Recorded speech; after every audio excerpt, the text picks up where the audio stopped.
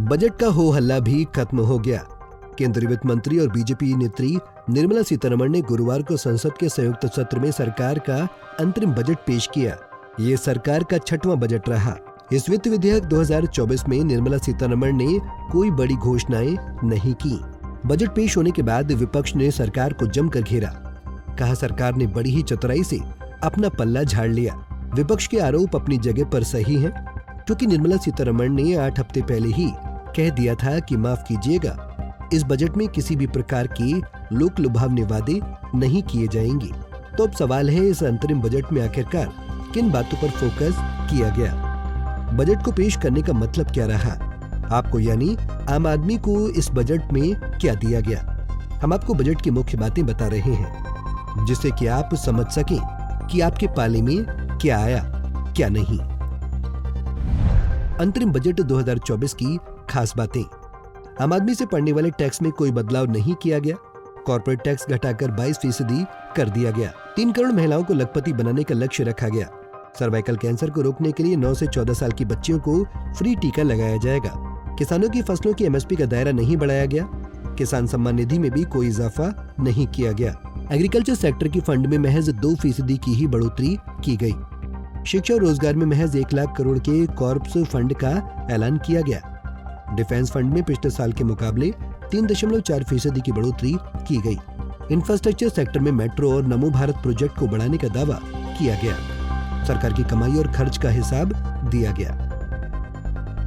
सरकार ने विपक्ष के प्रहार से बचने के लिए एक नया बहाना ढूंढा और कहा कि असली बजट जून जुलाई में नई सरकार की वित्त मंत्री पेश करेंगी या करेगा। तब जो भी वित्त मंत्री बने, निर्मला सीतारमण ने अंतरिम बजट पर लोकसभा में करीब 58 मिनटों तक बोली। इस दौरान उन्होंने 42 बार प्रधानमंत्री नरेंद्र मोदी की कसीदे गढ़े और ये बताने की कोशिश की कि जब से 2014 से उनकी सरकार ने देश की बागडोर संभाली, तब से किस तरह से उन्होंने देश को उन्नति के मार्ग पर प्रशस्त किया। लेकिन बजट का धमाका फुस होने की वजह से बजट आलोचकों ने उनकी जमकर खिल्ली उड़ाई। कई जानकारों को लग रहा था कि वित्त मंत्री कुछ रेवड़ियों का ऐलान करेंगी। यूँ तो अंतरिम बजट में ऐसा नहीं करना चाहिए, क्योंकि अंतरिम बजट की विशेषता ही यही है। लेकिन पहले के कुछ वित्त मंत्रियों ने इस बंधन को नहीं माना था। अब से 5 साल पहले पीयूष गोयल ने अंतरिम बजट पेश किया था और तब उन्होंने पर्सनल इनकम टैक्स से छूट की सीमा को बढ़ाकर 5 लाख रुपए कर दिया था। उन्होंने सैलरीड क्लास के लिए स्टैंडर्ड डिडक्शन में छूट के साथ अन्य रियायतें भी दी थी। उन्होंने दावा किया था कि इससे मध्यम वर्ग के 3 करोड़ करदाताओं को फायदा होगा, जो बीजेपी का वोट बैंक माने जाते हैं। पीयूष गोयल के बजट से कुछ सप्ताह पहले पीएम मोदी ने किसानों को सालाना 6,000 रुपए देने का ऐलान किया था।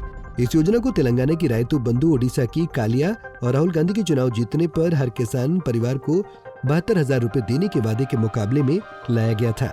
2019 में बीजेपी को भरोसा नहीं था कि वो लोकसभा चुनाव जीत जाएगी, क्योंकि 2019 में कुछ महीने पहले ही मध्य भारत के 3 राज्यों में हुए विधानसभा चुनाव में बीजेपी हार गई थी।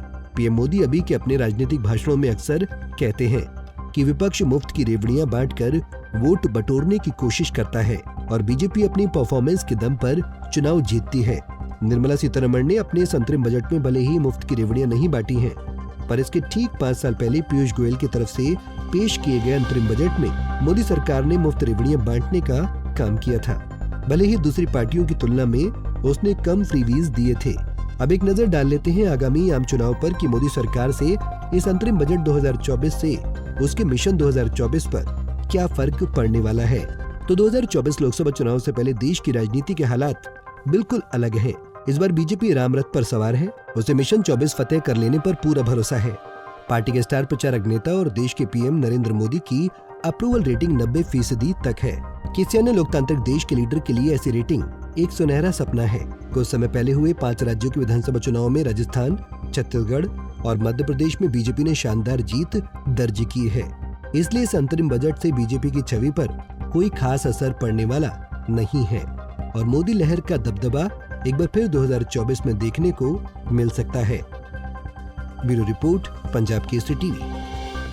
हमसे जुड़े रहने के लिए हमारे YouTube चैनल को सब्सक्राइब करें और नई वीडियो की नोटिफिकेशन के लिए बेल आइकॉन को दबाएं।